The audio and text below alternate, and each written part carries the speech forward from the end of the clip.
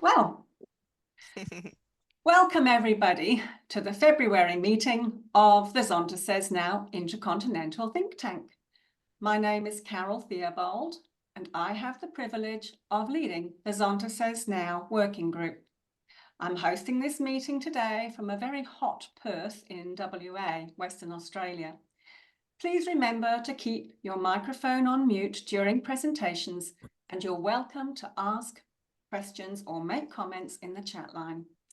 Please use the chat to say hello and where you are from today. We will record the meeting today, but conversations in the breakout rooms will not be in the final recording. We've got a full program, so we'll get started. We're delighted to welcome you all, especially first-timers, to the think tank. Each month, we highlight a United Nations International Day. The 20th of February marks the World Day of Social Justice, and the International Labour Organization will be holding 6 webinars around the world to advance social justice. So what is social justice? According to the ILO, social justice is reflected in the aspiration that all human beings, irrespective of race, creed, or sex, have the right to pursue both their material well-being and their spiritual development in conditions of freedom and dignity, of economic security, and equal opportunity. So the General Assembly recognises that social development and social justice are indispensable for the achievement and maintenance of peace and security. Our Intercontinental think tank is coordinated by our Zonta Says Now working group, and various members will be helping with today's meeting. I'll now ask Angela to explain why Zonta Says Now. Thank you, Carol, and good morning, good afternoon, good evening, everyone. Let's remind ourselves why Zonta Says Now to gender equal climate action. This train was built during the Industrial Revolution, a time when humans started to put more greenhouse gas emissions into the atmosphere. Click. Where they have accumulated, forming a blanket around the planet and causing global warming and associated extreme weather events. Extreme droughts, fires, floods, and storms trigger social disruption, causing millions of people to lose their livelihoods and their homes. This social disruption magnifies any existing inequalities, including gender inequalities. Zonta Says Now stops the train by advocating for governments to meet their obligation under the Paris Climate Agreement and closing the gender equality gaps in education, health, economic opportunity, and safety. Climate change impacts women and girls of all ages in all countries. These are the women and girls that inspire the Zonta Says Now working group to take gender equal climate action. In Sudan, Deborah, age 9, has to walk further each day looking for food, water, and wood for her drought-affected country. There is no time for her to go to school, and she no longer has the dream of being a teacher. In Mbazi, Aya, age 11, is frightened but that she is being sold into marriage. Her family lost everything in the floods, leaving them destitute and unable to feed her. In Canada, Judith, age 42, has a daughter, Claire, who is age 7. Claire has severe asthma that is made worse by the wildfire smoke. Judith is losing income as she must stay home and care for Claire and is worried she may lose her job. In Australia, Maria, age 79, walks to the local library to find relief from extreme heat as she cannot afford air conditioning in her rented apartment. She has a heart condition and worries about how she will financially, physically, and mentally survive the hot weather. Zonta Says Now seeks climate justice for women and girls like Deborah, Aya, Judith, Claire, and Maria. We want women to be able to prevent, prepare for, respond to, and recover from the impacts of climate change on the same basis as men. We do this by taking gender equal climate action locally, nationally, and internationally. To help us take action, we have a website and think tanks. We use a 5-step framework for action. We are guided by Zonta International Strategic Plan and the Statement on Climate Change, and have developed many resources using the framework to help Zontans on their climate justice journey. Our latest initiative is the Virtual Art Gallery. Thank you for listening, and Karen, I hand it to you. Thank you so much, Angela, for setting the scene. Yes, and now let's look what had happened since our last meeting. A lot, of course. As Angela mentioned, we have the virtual art gallery, and we extended the entries to the end of February, and we will launch it on Mother Earth Day. That is on 22nd of April, and so please make a knot in your handkerchief. And we also may have a sneak preview of the art gallery at our Intercontinental think tank meeting on 21st of April. That's for another knot in your handkerchief. Yes, we have been preparing the 2-hour Zonta Says Now presentation workshop for the NGO CSW 68, and the issue will be how gender equal climate action works to end poverty, the Zonta story. And this will take place on the 7th of March at 10:30 p.m. UTC. So please go and register for that. And then our social media team has been very busy, and we have seen photos, slideshows, and videos on our Instagram feed and the Zonta app. Well done to the team and to Zonta headquarters for raising awareness and promoting the virtual art gallery. And we have also developed a series of disaster ready guides. But we will talk more about these later in the meeting. And now I'm happy to introduce our first speaker today. Her name is Mwanahamisis Singano from WEDO. And Mishy is the Senior Global Policy Lead for the Women's Environment and Development Organization. She's based in Tanzania.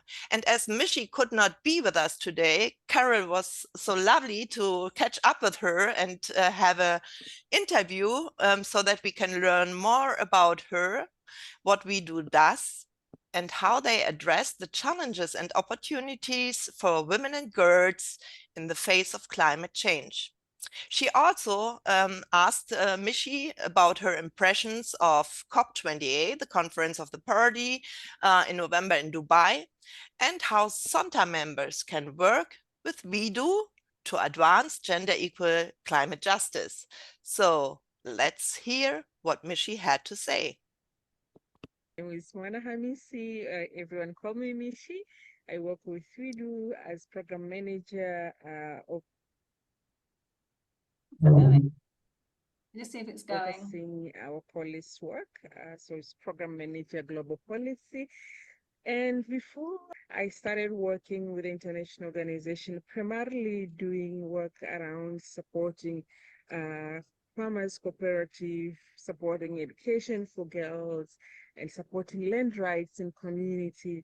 And it was not long when I started doing that work when I realized like everything is connected. So for example, you cannot speak about agricultural productivity without addressing the main challenge, which is the climate change, or the land rights with the climate change in education and violence against women. So over the years, I found myself getting more to the climate change work, but I have privilege of working across different thematic areas. So I work on women's and health, I work with women in leadership, I work with women in financial inclusion, I work with women with land rights. it's like women have been the center of the analysis, and currently I'm specifically working on climate change, environmental protection, and disaster risk reduction. Brilliant. In fact, Zonta's been looking very closely at disaster preparedness as well, for women, to make sure that our Zontians are prepared and their households are prepared and their communities are prepared and their countries are prepared. So it's a very interesting time, isn't it? Would you like to tell us more about what WEDO is? Thank you. So WEDO is sort of like a short form, but also we like to call it WEDO because give you that power of like we do, but it's literally a women's environment and development organization. It was short called WEDO. WEDO is a global women's rights advocacy organization. So we insist of us being a global, and not just because we are located in the global north, but because our perspective is global, the community we serve that is global, and also understanding the global nature of the problem that we are addressing. And our mission really is to promote a just world and to protect human rights, to advance gender equality, and to ensure that there is environmental integrity. So our work primarily, we work on all the three Rio Conventions, so UNFCCC as a primary site of struggle, but also we engage actively in the Convention of Biological Diversity, CBD, but also we do engage in CCD, the Convention of Combating Desertification. And as you mentioned, we also engage in the UNDRR, especially in Sendai framework, to support the global processes when it comes to disaster risk reduction. We do understand and believe that at the center of this crisis is the economies. Economies either cause or address inequalities. So WEDO has specific work around the nexus of climate and economics, especially microeconomics. And we do a lot of work in that case around debt, around the latest conversation on reforming global financial architectures, exploring alternative economic models, and the like. And last but not least, WEDO's work also centers around the ideas of being in the communities and advance women's equality and women's rights and gender equality.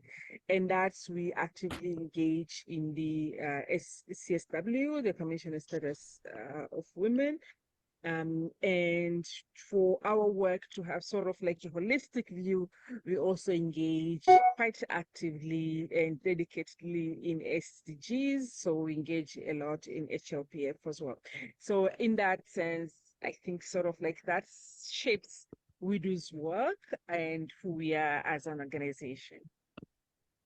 You cover a lot, don't you? How many people do you have working at WEDO? We do, I think now we are, I think 14. Wow. Okay. So did you get a chance to go to COP28? And if so, what were your key impressions? We did. Personally, I did. As I said, COP, especially UNFCCC COP, is the sort of like our battleground for WEDO. So my key impression, like many COP, a collective collection of governments and states. So they're not the space which naturally, for example, advance gender equality. So it's a space where you really need to fight your way through to be heard, to put your case forward. But even though that's the reality, we do strongly feel that we don't have alternative as a space.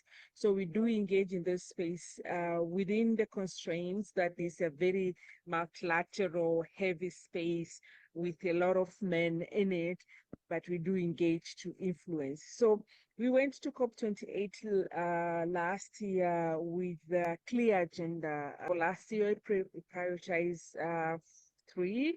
One was the phasing out of fossil fuel, because we do know that that's the sort of like the cause of the crisis. And we understand that we had an opportunity through the global stocktake to advance a tangible outcome when it comes to phasing out fossil fuels. And the other priority for the last year was making sure that gender is in the just transition conversation and program. So last year, again, COP was expected to adopt the just transition work program, and we intentionally engaged this process to make sure gender is in the just transition. And last but not least, which has been sort of like consistent call in the agenda, is financing, especially financing for gender equality, but also financing for gender just solutions. Yeah. So we engage to making sure that there is a clear sort of like transition from investing in harm to investing in care, and making sure that the resources that are allocated doesn't go to, you know, to continue to cause harm, but rather we shift those resources to communities that need them the most. So out of those three priorities, again, as I said, we have gains, but also we have misses. We did get a language around transitioning from fossil fuel. It's not as ideal as we would want to, but again, it's a sort of like a step in the right direction. So in so many ways, we can say that the COP28 will sort of like mark the beginning of the end of fossil fuel era. When it comes to just transition, we had a work program. A lot needs to be done, and we did push quite a lot to make sure there is a recognition of gender in the just transition, and we'll continue to keep that fight. When it comes to finance, that I think was the hardest battle, but we know like this year COP will be a finance year, so we're taking the learning from last year to continue to push in this year, so that we have a clear goal and outcome when it comes to climate finance, and making sure that the decision really center gender equality and provide direct access. There is provision for direct access to finance to women's rights organization in communities. That's good. There's covered a lot of ground. I mean, we saw all the pictures of all the men on the first day there, all the global leaders, and we thought, you know, spot the woman. It was quite interesting. We sort of went through a lot of the paperwork, and there just seems to be so much that happens. It must be very difficult to find the area that you need, you know, and the people that you need to speak to. Sounds an amazing experience. Yeah, I think one of the work that we continue to do, as we do religiously, is the tracking the participation of women in the UNFCCC process. So I don't know if you know, but we have what we call Gender Climate Tracker, which have all the information on in the nexus between gender and climate, but also in participation in all these meetings. And soon after the COP, I think early this year, we did launch a report on how many women participated. And this report is really, the data is really aggregated per countries, per delegation, the overall participation, but also number of women who were part of the head of delegation, etc. So it's quite, it's part of the work that we continue to do to support whether countries or other partner. And as you said, this COP was particularly extremely big COP. I think the The second biggest COP was Glasgow, which has almost 39,000 people, and this COP has more than 100,000 people. So sort of like 3 times the biggest COP. That was huge concern for us because we really say that we don't want climate conferences to be another climate expo.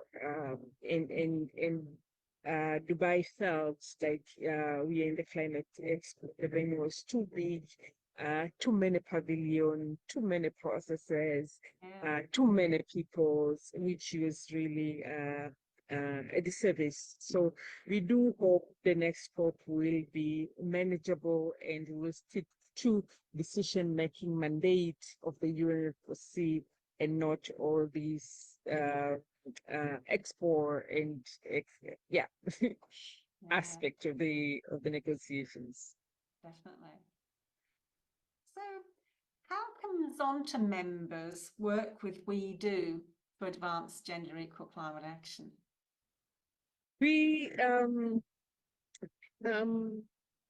So you can work with us in a number of ways. WEDO now has a strategic plan. Part of our strategic plan, we have like 3 main aspects, and that is moving power, moving money, and moving minds. And within the moving power, our aspiration really is to work collectively with different actors so that we can gather a collective power to push or to address this crisis. And that is recognizing that as an organization alone, we cannot do it. We really need to be in communities and solidarity. Because of that, WEDO is supporting coordination of number of communities at global level. So we house, for example, the Women and Gender constituency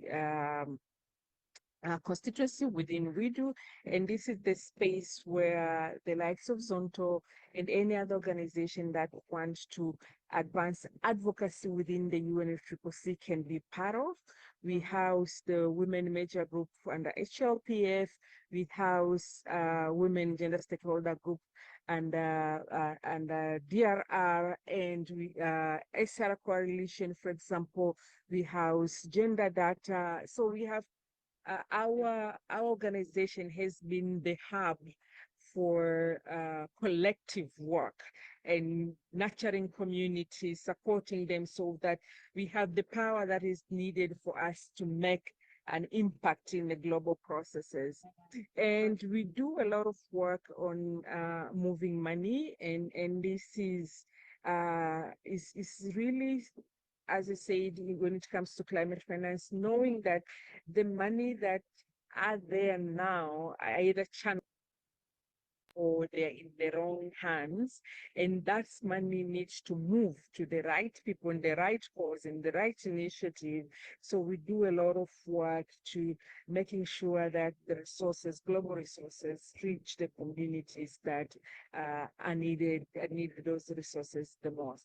And last is moving minds, and also this is part of the work that you can support us, and we do a lot of work on an intersection of gender and climate data. So making sure that we have the data that we need or the policymaker need. And this intersection is not just, for example, gender and environment alone, but if we get, as you said, most of your work is on the violence against women. So if we have, for example, case on violence against women and climate change and gender, so we still build that body of knowledge and we're making the case more stronger.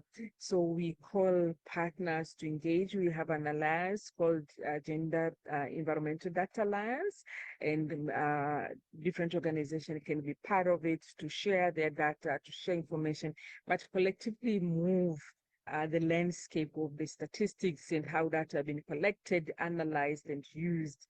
And also publish number of knowledge and resources, and we are also happy to amplify some resources and knowledge to the community that we serve. So that can be some of the area that you can support, and happy to explore some more concrete suggestion if there will be any. Well, that sounds very good. There's lots of scope there, isn't there? There's so many things that you're involved with. That's brilliant. And so, is there anything else that you would like to share with us, Mishy? So, one, it has been a privilege to be invited. I wish I could have been with all of you in person, but unfortunately, it was not possible. So happy to continue to be in community and in contact with all of you, and happy to provide any other support information that you might require as you journey through this space. And we extend a quite a warm welcome to the community. I would really recommend for those members who are keen and interested to join, for example, Women in Gender Advocacy Network, which is open to anyone who is interested and passionate on the intersection of gender to do so. You can find that information online, but also happy to share with you the link so that it can be shared.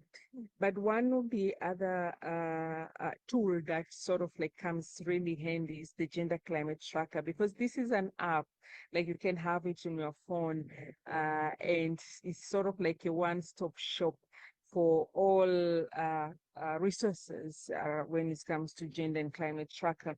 You can find in this app specifically, for example, all the decision, UNFOC decision referencing gender across the year, across thematic discussions. You can find all the statistics about your country participation in when it comes to gender over the years since we've started tracking them, and you can see how many women, how many men, how many head of the delegation, and this can help you with your own, for example, country advocacy, of your own planning. But also you can, if you have any resources that you want to share, you can share those resources and they can be uploaded to the app. So give you an additional space to disseminate your own information.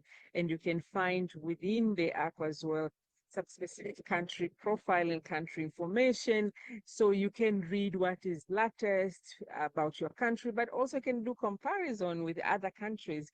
So I would really recommend, if you're an advocate passionate about gender, that it can be one-stop tools to start working with. And welcome to our community, and I'm so excited to be part of this. Well, that's fantastic, Mishy. I think there's so many things there for us to work with. And I just want to thank you so much, because I know that you had to go and do some work over in Addis Ababa, and you've been going all over the place. I'm just so pleased that we were able to find this little time where we actually get together and to actually make the connections. So I really appreciate you doing that today and sharing, you know, your work with us. It's so much appreciated. So Thank you so much for having me, and apologies again for missing. No problem. No problem. Thank It's just you. lovely to catch up. Oh, wow. What a pity that we didn't have her here, but as well, what a gift that you made this fantastic interview. And yes, I hope we are all inspired now by what WEDO does, because it's really a whole lot of to explore for us, and a lot of very useful resources, I'm sure. And yeah, thank you so much for that. And now we are warmly welcoming our second speaker today, and this is Nomena Rasoamanandraibe. Oh, I'm sorry if I didn't pronounce it really well, your name. She comes from Antananarivo, that's the capital of Madagascar. Yes, you see that there.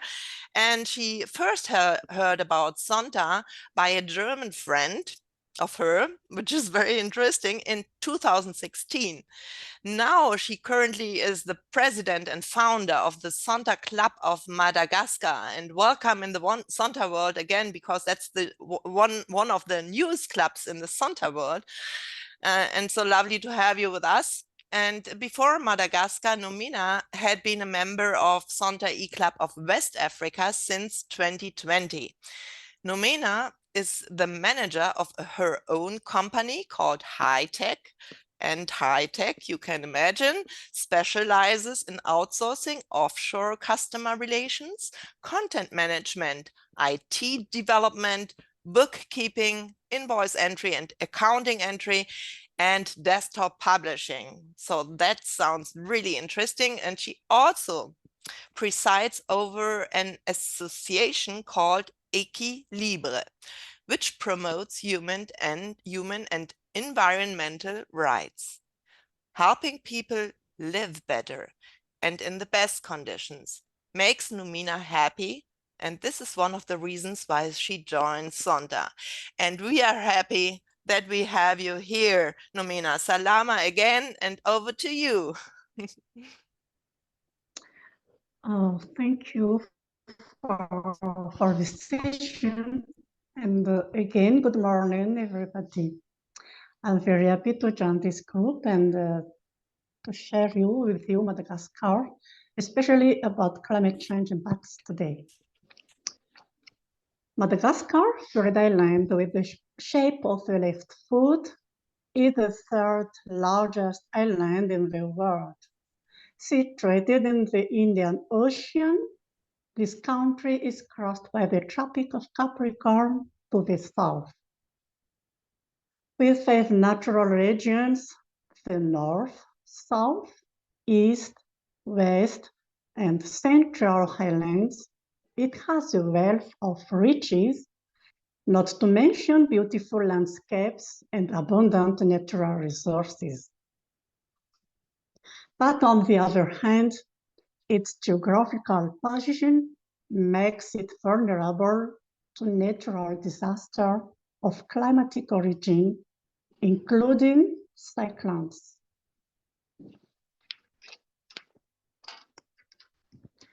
With its 586,184 square kilometers, its population of 29 million is generally made up of indigenous peoples, including the Malagasy, and a minority of foreigners from all continents. As a developing country, the Malagasy people generally live from primary sector, as 78% of population are farmers and breeders. In Madagascar, gender discrimination is still an issue. Household chores haven't often been the work of women. But nowadays, women are beginning to take their place in the economy. Women's productivity is now a stake in the face of climate change. Climate change is certainly a subject that many people have heard about, but the truth is, it's a situation that every country has already been experiencing for several generations. In Madagascar, population growth is driving massive food production, hence the use of chemicals on the primary sector, agriculture, fishing, and livestock, to boost production. Given its economic situation, industrial zones have been growing rapidly in recent times. Hygiene and sanitation are still neglected, and pollution comes in all forms, including noise pollution, light pollution, water pollution, and above all, atmospheric pollution. These various forms of pollution are responsible for the deterioration of the ozone layer and even its destruction. In the central highlands, as in the case of Antananarivo, the farming population relies on deforestation to provide wood for construction and above all for heating. In addition, past fires and brickworks are constantly spreading smoke that is harmful to the atmosphere. On the one hand, there is the smoke from factories and vehicle exhaust, but mainly this is due to the piles of household waste that can be found in almost every corner to the big city. As a result, and after some interviews with some farmers, the population of Antananarivo is subject to significant atmospheric insalubrity, which is responsible for the destruction of the ozone layer, leading to meteorological instabilities, a deterioration in biodiversity, a reduction in agricultural production. The storage of water disrupts cultivation and yield. For example, instead of 1 month, is delayed by 1.5 or even 2 months. And finally, public health problems. These health consequences are detrimental to children's growth and above all, to women's well-being. According to a study carried out at the health center, out of 223 women who consulted the center over the last 2 weeks, 5% of whom were children under the age of 12 suffering from acute respiratory insufficiency, which could cause problems for their growth. And 9% of women over the age of 15 suffer from high blood pressure, which could affect their daily activities. And 29.14% of women over the age of 15 have hormonal problems, which can be a source of infertility. Although women have the driving force behind production, climate change is making them vulnerable when it comes to carrying out economic activities. If the country fails to act, this could have serious economic consequences for years to come.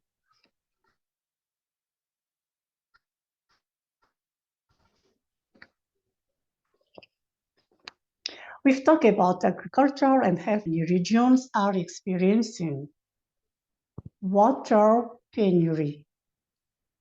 Many households have to queue all day for cans and collect them very early in the morning, starting at 2 a.m. onward as water only flows at night. It's still dark, or some houses wait at home and collect it at 2 or 3 in the morning. But there are times when the water only flows for 2 hours and at night. This has a major impact on their daily lives, as does the lack of cooking and personal cleaning. The 15 minutes rainfall causes water to rise in low-lying areas, making it impossible for people to walk or drive until the water dries out again after 2 or 3 hours. And there are some cases due to climate change in Madagascar. That's all for today. And there are more tasks and activities waiting Zonta Club of Madagascar, but I think we Zonta Club of Madagascar, we are not alone. But now for this huge work, but I'm looking forward, waiting, your help and aids to do this. Thank you. Thank you so much, Nomena. Yeah, that's really a pain in the heart to listen to those stories from your country. And of course, you're not alone with this. We are with you. Hopefully we see you lots of times again here for having this fruitful exchange on what we can do against this. And yes, and now, well, as there are waiting many challenges, I hand it over to Pia. Thank you, Karin. Yeah, that was so interesting to hear live from Madagascar. Thank you so much. Now we go further, and at the last meeting, we introduced 2 disaster-ready guides. We now have 5 disaster-ready guides to support our action guide number 2 on disaster preparedness and response. The guides are written for an international audience, and as you can see from their titles, they take a question-based approach.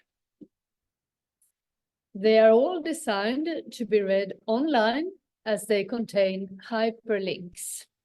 We briefly showed the first 2 guides at the last meeting, so let's look at them all in more detail and see what they cover. The first explains why women and girls are more vulnerable to the impact of disasters.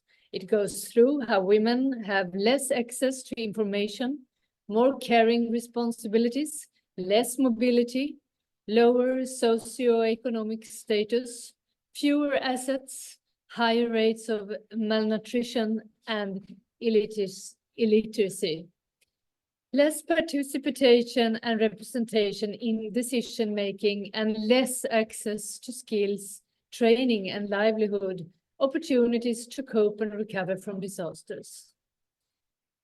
Next image. It goes on to describe the unique needs of women and girls in disasters, protection from gender-based violence, and access to reproductive health care, mental health, and psychosocial support. Women and girls need opportunities to restore their livelihoods and be involved in decision-making. They also need the fundamentals: adequate food, safe water, hygiene supplies, and safe shelter, and access to education, information, and ways to communicate their needs. There are many useful links in the guide to explore the topic further. The second guide focused on your household. This is an opportunity for Zontans to take personal action to protect their family and household members. The leaflet is designed to get you thinking about your personal preparedness so you can assess if you are disaster ready. Use it as a conversation starter with your family and friends or in the Zonta clubs. It looks as getting ready, what to include in a disaster plan and what to pack. In getting ready, it talks about the types of disaster you may face, how mentally prepared you are if you have a disaster plan, how you would find out if there was a disaster, what would you do if you were away from home, and if you know your neighbors. When was the last time you did a first aid course? And have you had any training in psychological first aid? It explores the disaster plan further and the information you would need in it. For example, emergency information, important services, local radio emergency, broadcast frequency, agreed meeting places, and your medical plan and what you would do with your pets. What to pack may depend on how much time you have to leave your home. Many people may not have thought about this before, so there are many questions to guide your thinking. Like when I'm sailing, we have a grab bag on the boat if we need to leave the boat quickly. So finally, there is a section about writing your plan and checking what resources may be available in your own country to help you. There are two useful links in this leaflet. The first leads you to a template if you cannot access any local resources. And the second is a video from Liz Witham, a Zonta in District 12, who provides first-hand knowledge of what she packed when she had to leave her home quickly. I now hand over to Angela to tell you about the next guide. Please, Angela. Thank you, Pia. The third guide is designed to inspire Zonta clubs to find out more about their community's disaster preparedness and response plans and how the plans meet the needs of women and girls. It suggests that clubs meet with their local governments or emergency service representatives and ask them a list of questions. These are also encouraged to invite these representatives to attend a Zonta meeting and to share their knowledge and experience with the members. The questions cover two areas: what the local government or emergency organization knows about the community and how women are included in their disaster preparedness and response plans. Community knowledge involves understanding the types of disasters to expect, high-risk areas, data that is collected so they know where vulnerable people may be, early warning systems, how plans are tested, and how disaster planning, response, and recovery are funded. The role of women is explored through stakeholder engagement, and women participate in leadership and needs assessment. The guide then applies the framework for action to raise awareness about disaster preparedness and works through activities that clubs can do to gain facts, lead by example, use our voice, advocate, and collaborate. Excuse me. The fourth leaflet is a companion to Guide 3. It is just one page, and it is designed for clubs to find out and record the organizations in their communities that provide emergency services before, during, and after a disaster. The web links can be inserted into the boxes provided, saved as a new file, and circulated to your members. Notice that it gives a link to the What 3 Words app. This app locates any destination in the world and describes it in 3 words. It's an easy way to tell emergency services your exact location. Thank you for learning about these leaflets, and I'll now hand it back to Karen to tell us about our last guide. Yeah, thank you so much, Pia and Angela. That was really great. And yes, the 5th guide is the final one, and it's about national preparedness. It also has some boxes that you can fill out to record where you can find out more about the government agencies involved with disasters. It looks at where you can find information about the main hazards and risks that your country faces. And it asks where you can find your national disaster response strategy and if your country has already signed up to the Sendai framework, to the Paris Agreement, and the United Nations 17 Sustainable Goals. It then explains as well why national disaster response strategies should address the needs of women and girls, and asks if your country collects any gendered data. There are some actions you can take to find out more about what your country does. And at the end, it has got a list of useful readings. So, well, we have a lot to think about today from Mishy, from Nomena, and from these new guides. And in our discussion groups, it will be very useful now to investigate how we can encourage Zontians to use the disaster-ready guides.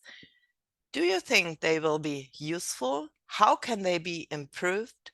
Are there any other guides that you would like to see? We have many challenges ahead. So how do you think we can collaborate with organizations to progress climate justice nationally and internationally? Well, Carol, can you put us into our groups, please, for this? So how did you go?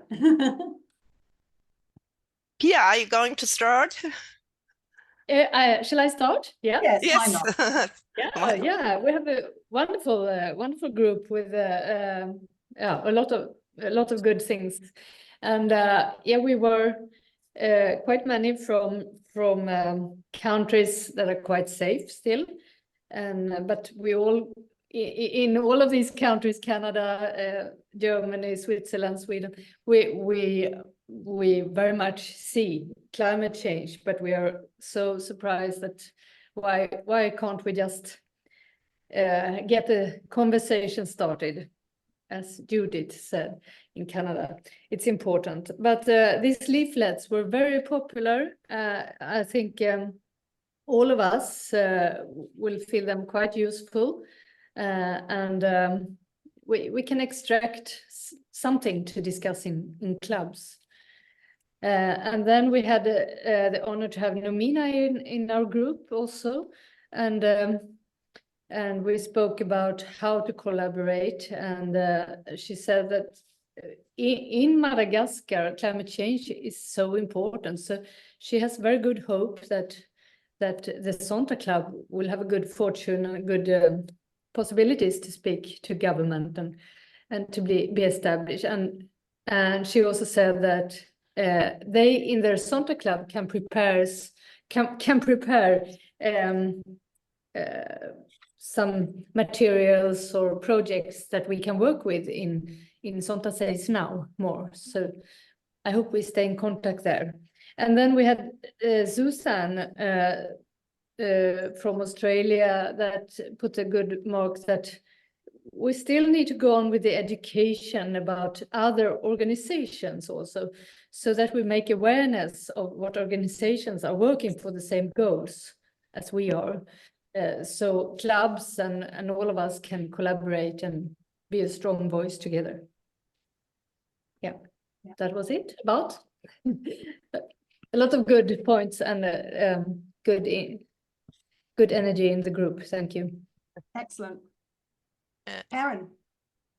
Yes, we also had a lot of good energy in our group, and I think it was almost a little bit similar what we were discussing.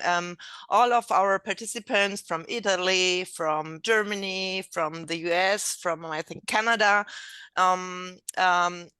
said that these guides are really helpful to raise the awareness also within Zonta, and that Zontians still are really a little bit confused by Zonta Says Now, and this could help them now to get a point on that and to get more access on that. And also a very good argument was yeah, the personal stories we heard from, yeah, that for instance Mitra experienced a bomb alarm from, we still have munition from the Second World War, and so she experienced herself how useful these guides are in terms of what to pack when to leave the house.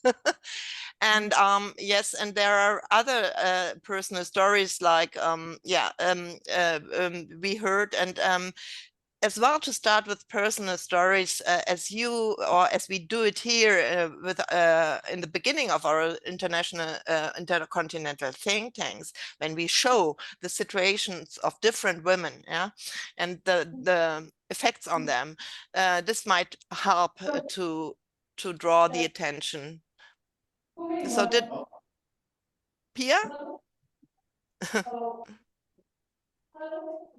Hello? Hello, hello.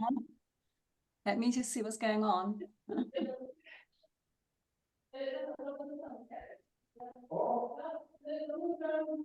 Ah, okay.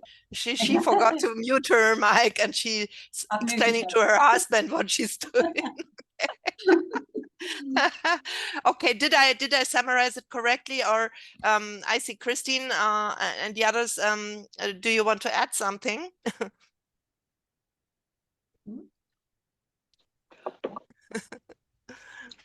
Well, Angela.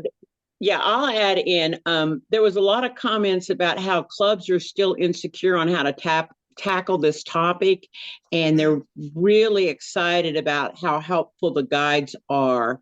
And you know, it's just a matter of applying them, and you know, it'll take a while, but we will get comfortable with what we're working on. Yeah, no, Yes. good. That's good. Yeah. Recently, I've been volunteering with Red Cross Emergency Services and visiting people who've been impacted by fires on the outskirts of Perth, the city where I live. And what shocked people who I visit has been the speed of the fire and the fact that they were living in the city, in the suburbs, and they were getting the embers from the fire, because the embers could travel 2 kilometers ahead of the fire.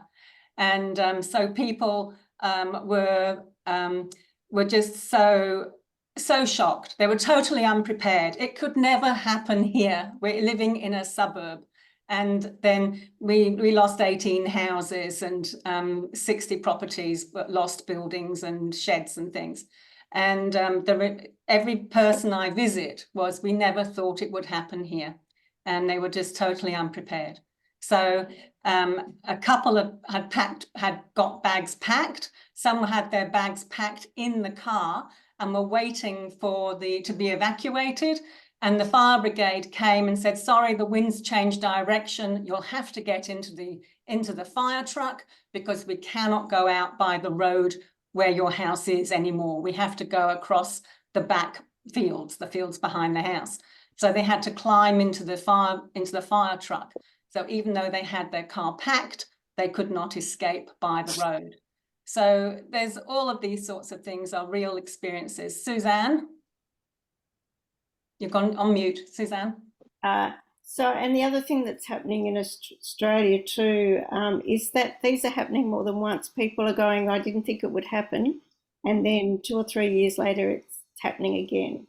Yeah. So they're 1 in 100 events, 1 in every 3 years. Exactly. So it's a reality. It will happen in some form to all of us here in the next couple of years, you know.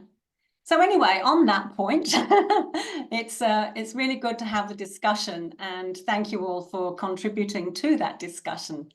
So what have we got next? We've got, what else has been happening?